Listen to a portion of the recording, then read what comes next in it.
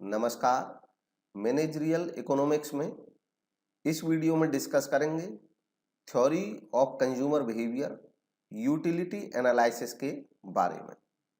आइए इसको डिटेल में समझते हैं। थ्योरी ऑफ कंज्यूमर बिहेवियर उपभोक्ता व्यवहार का सिद्धांत, और इसमें डिस्कस करेंगे यूटिलिटी एनालिसिस उपयोगिता विश्लेषण। सबसे पहले समझते हैं थ्योरी ऑफ कंज्यूमर बिहेवियर क्या है। कंज्यूमर का मतलब ऐसे पर्सन से होता है जो किसी कमोडिटी को अपने स्वयं के प्रयोग हेतु, अपने परिवार के प्रयोग हेतु खरीदता है, कंज्यूम करता है। कंज्यूमर बिहेवियर का मतलब होता है कंज्यूमर के बिहेवियर से, कंज्यूमर किस तरीके से किसी कमोडिटी को खरीदते समय बिहेव करता है। और थ्योरी ऑफ कंज्यूमर बिहेवियर में इस चीज की स्टडी की जाती है कि कंज्यूमर के बिहेवियर के पीछे क्या थ्योरी है, क्या सिद्धांत है। Theory of consumer behaviour explain करती है कि कंज्यूमर इक्विलिब्रियम कब डिटरमाइन होता है, किस सिचुएशन में होता है। कोई भी कंज्यूमर चाहेगा कि उसको किसी कमोडिटी से ज़्यादा बेनिफिट मिले, ज़्यादा से ज़्यादा उसका कल्याण हो। कंज्यूमर इक्विलिब्रियम का मतलब होता है ऐसी सिचुएशन जहां पे कंज्यूमर मैक्सिमम सेटिस्फैक्शन प्राप्त करता हो गिवन रिसोर्सेज से।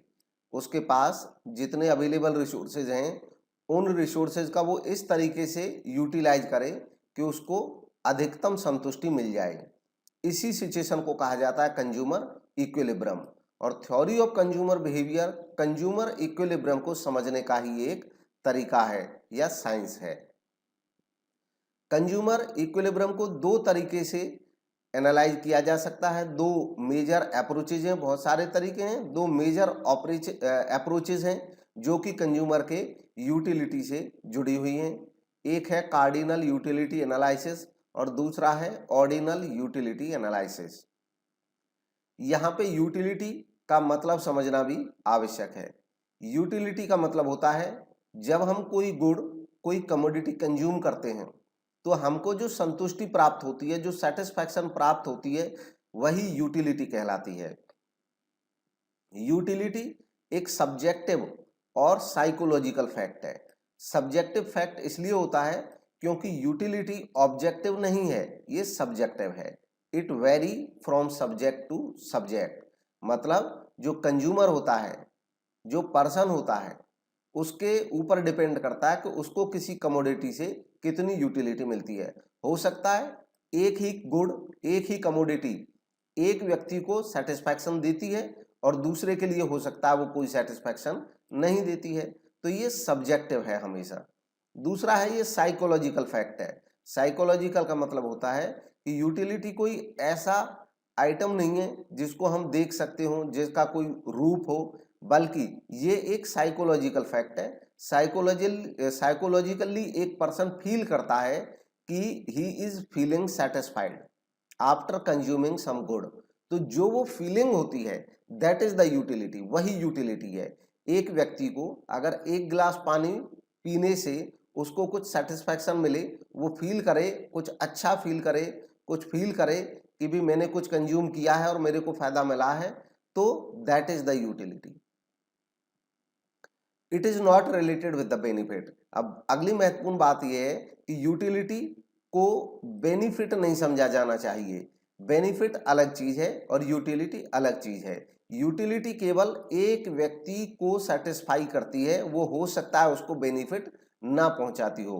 फॉर एग्जाम्पल, अगर कोई व्यक्ति स्मोकिंग करता है तो जो स्मोक करने के जो आइटम्स हैं वो उसको यूटिलिटी देते हैं, लेकिन वो बेनिफिट नहीं देते। तो यूटिलिटी एक ऐसी क्वालिटी है किसी कमोडिटी की जिसको यूज करने से कोई पर्सन फील सेटिस्फाई होता है। मिस जोन्स रॉबिन्सन ने कहा है utility is the quality in commodity. Utility commodities की एक क्वालिटी होती है that make individuals want two by them. जो कि इंडिविजुअल्स की इच्छा को जागृत करती है कि वो उसको खरीदते हैं। लोग क्यों पैसा देते हैं किसी सामान को खरीदने के लिए? क्योंकि उनको लगता है कि इस सामान से उनकी कोई नीड पूरी होगी, कोई फील उनकी सेटिस्फाई होगी और जिससे उसको यूटिलिटी मिलेगी। अब देखते हैं इसकी कार्डिनल अप्रोच क्या है यूटिलिटी की। जो कार्डिनल अप्रोच है यूटिलिटी की, वो कॉन्सेप्ट ऑफ यूटिलिटी के ऊपर बेस्ड है और ये अज्यूम करती है, मानती है कि जो यूटिलिटी है उसको मेजर कर सकते हैं, हम मेजर कर सकते हैं। जो सेटिस्फाइंग क्वालिटी होती है किसी गुड की, उसको हम मेजर कर सकते हैं यूनिट्स में, लाइक 1, 2, 3, 4 एटसेट्रा। इसीलिए इसको कार्डिनल अप्रोच कहते हैं यूटिलिटी की। फिशर ने एक टर्म यूज किया यूटिल, जो कि यूटिलिटी को बताता है। फॉर एग्जाम्पल कि अगर कोई पर्सन एक फ्रूट, सपोज एप्पल कंज्यूम करता है, एप्पल यूज करता है, तो हो सकता है उस एप्पल को यूज करने से पर्सन को कुछ सेटिस्फैक्शन मिलेगी। अब आम तौर पे तो सेटिस्फैक्शन जो मिलेगी, ये बात तो कोई व्यक्ति पहचान सकता है कि हमने एप्पल कंज्यूम किया, एप्पल खाया तो हमको अच्छा लगा, हमको सेटिस्फैक्शन मिला। बट इसको मापना बहुत मुश्किल काम होता है। बट फिर भी जो कार्डिनल अप्रोच है यूटिलिटी की, वो ये अज्यूम कर लेती है कि इसको हम माप सकते हैं। माप सकने के लिए उन्होंने एक यूनिट बनाई, फिशर ने एक यूनिट दी इसके लिए, जिसको उन्होंने कहा यूटिल। जैसे अब कोई पर्सन ये कह सकता है इसको यूटिलिटी को समझाने के लिए कि मैंने एक एप्पल खाया तो मुझे 5 यूटिल मिले, यानी कि यूटिल की एक उसने यूटिलिटी की यूटिल एक इकाई बना दी। और अब यूटिल्स में हम मेजर कर सकते हैं, जैसे लोग मनी को मेजर करते हैं 1 रुपया, 2 रुपया, 4 रुपया, ऐसे ही लोग किसी भी कमोडिटी से मिलने वाली जो सेटिस्फैक्शन है उसको भी वो यूटिल के नाम से मेजर कर सकते हैं। 1 यूटिल, 2 यूटिल, 5 यूटिल, 6 यूटिल, इस तरह हम नंबर्स में इसको मेजर कर सकते हैं। यही कहती है कार्डिनल अप्रोच। दूसरी अप्रोच है इसकी ordinal approach of utility. Ordinal approach of utility जो कार्डिनल अप्रोच है, ये उसके अगेंस्ट है। ये कहते हैं कि भी कार्डिनल अप्रोच संभव नहीं है यूटिलिटी के केस में, क्योंकि यूटिलिटी को हम मेजर नहीं कर सकते हैं।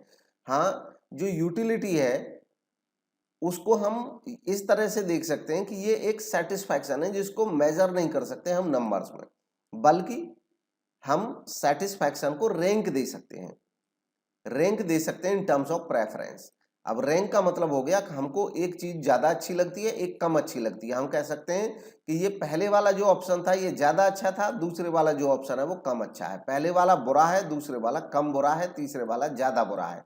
हम इस तरीके से रैंक दे सकते हैं। तो रैंक देना संभव है, यह कहता है ordinal approach of utility. Utility analysis की जो थ्योरी है पहली, जिसको यूटिलिटी एनालिसिस कहा जाता है, उसमें यूटिलिटी के बेस पे ही इसको हम स्टडी करेंगे। यूटिलिटी के कॉन्सेप्ट हैं अलग अलग। इसमें एक कॉन्सेप्ट है इनिशियल यूटिलिटी। इनिशियल का मतलब होता है शुरुआती। कोई पर्सन जब किसी कमोडिटी की पहली यूनिट को कंज्यूम करता है और पहली यूनिट को कंज्यूम करने से उसको जो यूटिलिटी फील होती है उसको कहते हैं इनिशियल यूटिलिटी। इनिशियल यूटिलिटी हमेशा पॉजिटिव होती है। जैसे इससे पहले हमने पानी नहीं पिया था बिल्कुल भी, तो एक गिलास पानी पीने से डेफिनेटली हमको सेटिस्फैक्शन मिलेगी। हमने कोई फ्रूट नहीं खाया है अभी, लेकिन एक फ्रूट हम खाएंगे पहले वाला, तो डेफिनेटली उससे कुछ यूटिलिटी मिलेगी और वो पॉजिटिव होगी। पॉजिटिव होने का मतलब है कि वो हमारे यूटिलिटी को शांत करे, यूटिलिटी को बढ़ाएगी, हमारी नीड को सेटिस्फाई करेगी। सेकंड है total utility. Total utility is the sum total of utility obtained by the consumer from the consumption of total unit of a commodity। एक कमोडिटी की हम जितनी टोटल यूनिट जब कंज्यूम करेंगे तो उनसे कुल मिलाकर के जो यूटिलिटी मिलेगी उसको टोटल यूटिलिटी कहेंगे। फॉर एग्जांपल हमने 4 एप्पल्स खाए, तो अगर हम अब ये मेजर करने लग जाएं कि 4 एप्पल से कुल मिलाकर के हमको कितना यूटिलिटी मिला, मान लीजिए हमको कुल मिलाकर के हम कहते हैं कि भाई 10 यूटिल मिला हमको, जो टोटल यूटिलिटी है 10 यूटिल मिली है 4 एप्पल कंज्यूम करने से। हो सकता है पहले वाले से ज्यादा हो, दूसरे वाले से कम हो, तीसरे वाले से कम हो, चौथे वाले से और कम हो, लेकिन कुल मिलाकर के जो यूटिलिटी मिली हमें 4 एप्पल कंज्यूम करने से वो 10 यूटिल है। इसी को टोटल यूटिलिटी कहा जाता है। टोटल यूटिलिटी को मेजर करने का तरीका है कि total utility of x commodity. X कोई कमोडिटी है और उसके कई हमने क्वांटिटी में यूज किया, कंजम्पशन किया उसकी कई यूनिट्स को, तो उस एक्स कमोडिटी के कंजम्पशन से मिलने वाली जो टोटल यूटिलिटी है वो बराबर होगी सिग्मा। सिग्मा यहाँ पे सम को, टोटल को शो करता है, sigma marginal utility of x. यानी कि एक्स यूनिट्स जो हमने कंज्यूम की, टोटल ये 4, 5, 6 यूनिट हो सकती हैं, उनसे उनकी सबकी मार्जिनल यूटिलिटी को मिला दें तो वो टोटल यूटिलिटी हो गई। जैसे मान लो हमने पहले वाला एप्पल कंज्यूम किया, तो हम एज्यूम करते हैं कि मान लो उससे हमको 5 यूटिल मिले। फिर इसके बाद सेकंड वाला एप्पल हमने यूज किया और हम एज्यूम करते हैं कि उनसे हमको सपोज करिए 3 यूटिल मिले। फिर हमने एक और कंज्यूम किया और उससे सपोज हमको 2 यूटिल मिले। तो इस तरह हमको 5, 3, 8 to 10, ये 10 टोटल यूटिलिटी हो जाएगी। टोटल यूटिलिटी को हम ऐसे भी मेजर कर सकते हैं, marginal utility of 1, marginal utility of 2 plus marginal utility of 3 और up to marginal utility of n। अगर हम 20 यूनिट कंज्यूम करेंगे तो total utility of n items हो जाएगी। ये सबकी मार्जिनल यूटिलिटी हम अलग अलग जोड़ देंगे। अब है मार्जिनल यूटिलिटी क्या होती है। Marginal utility is the additional utility जो हमको ऑब्टेन होती है, किसी कंज्यूमर को ऑब्टेन होती है एक एडिशनल यूनिट को कंज्यूम करने से।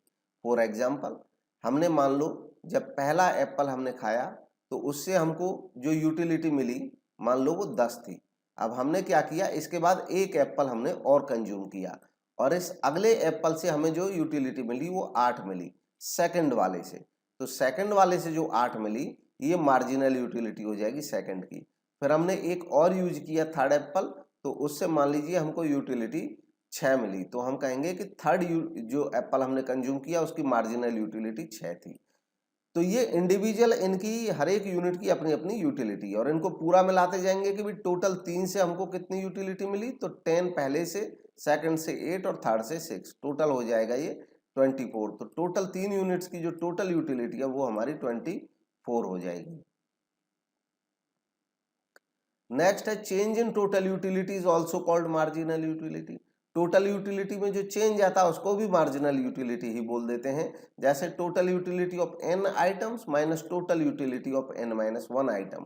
अगर हम जानना चाहते हैं marginal utility of nth item का, मान लो ये 10वां आइटम है, तो हम कहेंगे कि total utility of n item यानी कि टोटल यूटिलिटी ऑफ 10 आइटम जितना है और इसमें से माइनस कर देंगे total utility of 9 item, 10 minus 1, n-1 का मतलब 9। तो अगर 10 से हमको जो टोटल यूटिलिटी मिल रही थी कुल मिला करके वो 50 थी, तो हमने देखा 9 से हमको कितनी मिल रही थी, तो हमने कहा 40 मिल रही थी। इसका मतलब जो 10वीं यूनिट है उसकी जो यूटिलिटी है वो 10 है। इस तरीके से हम इसको कैलकुलेट कर सकते हैं।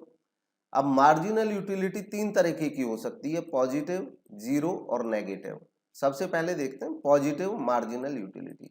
मार्जिनल यूटिलिटी पॉजिटिव तब कही जाती है जब एडिशनल यूनिट जो हम कंज्यूम कर रहे हैं किसी कमोडिटी की, उसकी टोटल यूटिलिटी बढ़ती रहती हो, इंक्रीज करती हो, तो मार्जिनल यूटिलिटी पॉजिटिव कही जाएगी। जैसे मार्जिनल यूटिलिटी पहली यूनिट की हमें 10 थी, उसके नेक्स्ट वाले की 8 हो गई, उससे नेक्स्ट वाली की हमको 6 मिलने लग गई, फिर नेक्स्ट वाली कंज्यूम करने से 3 मिली, फिर नेक्स्ट वाली कंज्यूम करने से 1 मिली। तो ये क्या है, ये घट तो रही है मार्जिनल यूटिलिटी, लेकिन अभी तक ये पॉजिटिव है और इसलिए टोटल यूटिलिटी यहां तक, जब तक ये पॉजिटिव रहेगी तब तक बढ़ती रहेगी। मान लो 1 एडिशनल यूनिट हमने कंज्यूम की और उससे जो यूटिलिटी हमको कुछ नहीं मिली, 0 मिली, मतलब ना तो हमको फायदा लगा ना नुकसान लगा, तो यहां पर हम कहेंगे कि 0 से पहले तक जितनी भी यूटिलिटी थी वो पॉजिटिव मार्जिनल यूटिलिटी थी, मतलब कुछ ना कुछ मिल रहा है, चाहे कम मिल रहा है पहले से, बट मिल रहा है। जीरो मार्जिनल यूटिलिटी होती है जब मार्जिनल यूटिलिटी 0 हो जाए, यानी कि जब एडिशनल यूनिट हम कंज्यूम करें लेकिन हमारी टोटल यूटिलिटी में कोई परिवर्तन नहीं आए, तो वो मार्जिनल यूटिलिटी कहलाएगी 0 उस केस में। नेक्स्ट है मार्जिनल यूटिलिटी नेगेटिव। तो नेगेटिव मार्जिनल यूटिलिटी तब होती है जब हम एडिशनल यूनिट कंज्यूम करें और हमें उस एडिशनल यूनिट से जो यूटिलिटी मिले वो नकारात्मक हो जाए, यानी कि -1 हो जाए, -3 हो जाए, तो ये नेगेटिव मार्जिनल यूटिलिटी हो गई। अब देखेंगे relationship between total utility and marginal utility, इन दोनों में रिलेशन। इसके लिए पहले एक टेबल का सहारा लेंगे, फिर एक डायग्राम से समझेंगे। पहले टेबल से समझते हैं। तो टेबल में हमने देखा कि पहली यूनिट जब हमने कंज्यूम की तो उसकी मार्जिनल यूटिलिटी 10 थी और टोटल यूटिलिटी भी इसलिए 10 थी। एक और यूनिट हमने सेकंड कंज्यूम की तो उससे जो मार्जिनल यूटिलिटी मिली हमको वो 8 मिली, और अब दोनों ये मिला करके हमारे पास हो गई टोटल यूटिलिटी हो गई 18। Marginal utility of first unit and marginal utility of second unit, इन दोनों का टोटल कर लिया तो हमारे पास टोटल यूटिलिटी आ गई। थर्ड यूनिट हमने कंज्यूम की तो उस थर्ड की जो मार्जिनल यूटिलिटी वो 6 थी, और टोटल यूटिलिटी 3 आइटम्स की हो जाएगी 10 + 8 + 6, इस तरह ये जुड़ते चले जाएंगे। फोर्थ से हमें टोटल यूटिलिटी 27 मिली और मार्जिनल यूटिलिटी 3 मिली। फिफ्थ से हमें टोटल यूटिलिटी 27 मिली और मार्जिनल यूटिलिटी 0 मिली। तो इस तरीके से हम देखते हैं कि यहाँ पे जो टोटल यूटिलिटी है वो मैक्सिमम हो गई है इस जगह पे आकर के। वो मैक्सिमम क्यों हो गई? क्योंकि मार्जिनल यूटिलिटी यहाँ पे 0 हो गई 5वीं इकाई की। जब 0 हो गई तो इसका मतलब हुआ कि अगली यूनिट हमने कंज्यूम भी कर ली, लेकिन हमको फिर भी कुछ एडिशन नहीं लगा अपनी कुल उपयोगिता में। जो हमारी पहले थी 4 इकाइयों से वही अभी भी बनी हुई है। तो यहाँ पे ये जो टोटल यूटिलिटी है ये मैक्सिमम हो जाती है उस पॉइंट पे जब मार्जिनल यूटिलिटी 0 हो जाती है। इसको संतृप्ति बिंदु भी कहा जाता है, पॉइंट ऑफ सैचुरेशन या सैटियटी। नेक्स्ट है सिक्स्थ यूनिट हमने कंज्यूम की, तो अब चूंकि 5वीं जो यूनिट थी उससे 0 यूटिलिटी मिल रही थी, अगर उसके बाद भी हम कंजम्पशन जारी रखते हैं तो अब ये हमें नुकसान पहुंचाएगा और मार्जिनल यूटिलिटी कम हो जाएगी -1, और इस तरीके से टोटल यूटिलिटी भी क्या होगी 27 से कम होकर के 26 मतलब कम होने लग जाएगी। तो इसका मतलब क्या हुआ कि जब मार्जिनल यूटिलिटी नेगेटिव हो जाती है, ये नेगेटिव यूटिलिटी है, ये 0 यूटिलिटी थी, यहाँ तक ये पॉजिटिव यूटिलिटी थी। तो जब नेगेटिव हो जाती है यूटिलिटी तो उस केस में जो टोटल यूटिलिटी है वो भी माइनस होने लग जाती है, 27 से 26 हो गई, और नेगेटिव अगर होगी तो ये और कम हो जाएगी। इसको 24 पढ़ें, ये गलत लग गया है, यहाँ पे मिसप्रिंट है 27 में से, क्योंकि इनको जब देखते चले जाएंगे तो हमें पता चल जाएगा 27 में 1 लेस हुई तो 26, और 26 में और अगली यूनिट जब हमने कंज्यूम की साथ में तो फिर मार्जिनल यूटिलिटी -2 हो गई, और इसलिए 26 में से -2 गई तो ये टोटल यूटिलिटी 24 आएगी। इसको अपडेट कर लेंगे। नेक्स्ट है relationship between total utility and marginal utility को अब हम समझेंगे। ये यूटिलिटी एनालिसिस में ही हमने टेबल से समझा पहले यूटिलिटी एनालिसिस को, इसके बाद अब एक डायग्राम से देखेंगे। डायग्राम में देखने से हमें पता चल रहा है कि ये जो हमारा है ये टोटल यूटिलिटी कर्व है, ये मार्जिनल यूटिलिटी कर्व है, ये एक्स एक्सिस है और ये वाई एक्सिस है। जैसे जैसे हम ये जो एक्स एक्सिस है इस पे हमने नंबर ऑफ यूनिट्स दिखाए हुए हैं कि जैसे जैसे वो क्वांटिटी यानी कि जितनी ज़्यादा क्वांटिटी यूज करेगा, और जो वाई एक्सिस है इस पे यूटिलिटी दिखाई हुई है, कितना यूटिलिटी फील करेगा कंज्यूमर। तो पहला पॉइंट देखते हैं यहाँ पे कि जब टोटल यूटिलिटी मार्जिनल यूटिलिटी जब गिर रही है, लेकिन गिर तो रही है बट ये अभी तक पॉजिटिव है, इस लाइन से ऊपर जब तक ये रहेगी ये पॉजिटिव कहलाएगी, ये प्लस है, अभी घट तो रही है। तो जब मार्जिनल यूटिलिटी पॉजिटिव है चाहे वो गिर ही रही हो, तब तक टोटल यूटिलिटी कर्व जो है वो बढ़ता है, ऊपर की तरफ जाता है। जब मार्जिनल यूटिलिटी 0 हो जाती है तो जो टोटल यूटिलिटी कर्व है वो मैक्सिमम पॉइंट पे हो जाता है, मैक्सिमम, इसी को पॉइंट ऑफ सैटियटी कहा जाता है। तो मैक्सिमम हो गया यानी कि इससे ज़्यादा अब टोटल यूटिलिटी नहीं होगी। नेक्स्ट जब मार्जिनल यूटिलिटी माइनस में चलने लग गई, नीचे आ गई, नेगेटिव हो गई, तो ऐसे केस में टोटल यूटिलिटी भी गिरना स्टार्ट हो जाएगी। अब इन पॉइंट्स को हम सम अप कर सकते हैं कि टोटल यूटिलिटी इंक्रीजेज इनिशियली, शुरुआत में बढ़ती है टोटल यूटिलिटी, यहाँ पे दिख रही है हमको बढ़ती हुई, decreases after the point of saturation, लेकिन जो सैचुरेशन पॉइंट आ जाता है टोटल यूटिलिटी में इसको कहेंगे सैचुरेशन पॉइंट, मार्जिनल यूटिलिटी में इस पॉइंट को कहेंगे सैचुरेशन पॉइंट। जब सैचुरेशन पॉइंट आ जाता है उससे पहले तक ये बढ़ती है लेकिन उसके बाद गिरना शुरू हो जाती है। मार्जिनल यूटिलिटी कंटिन्यूअसली डिमिनिश होती है। मार्जिनल यूटिलिटी की नेचर होती है कि हमेशा जैसे हम अगली यूनिट कंज्यूम करेंगे तो ये गिरेगी हमेशा। हाँ, कुछ केसेस में ऐसे भी हो सकता है कि शुरुआत में मार्जिनल यूटिलिटी बढ़े लेकिन अल्टीमेटली ये गिरती ही है, नेगेटिव ही रहती है। Next total utility is maximum when marginal utility 0। Total utility तभी मैक्सिमम होगी जब मार्जिनल यूटिलिटी 0 होगी।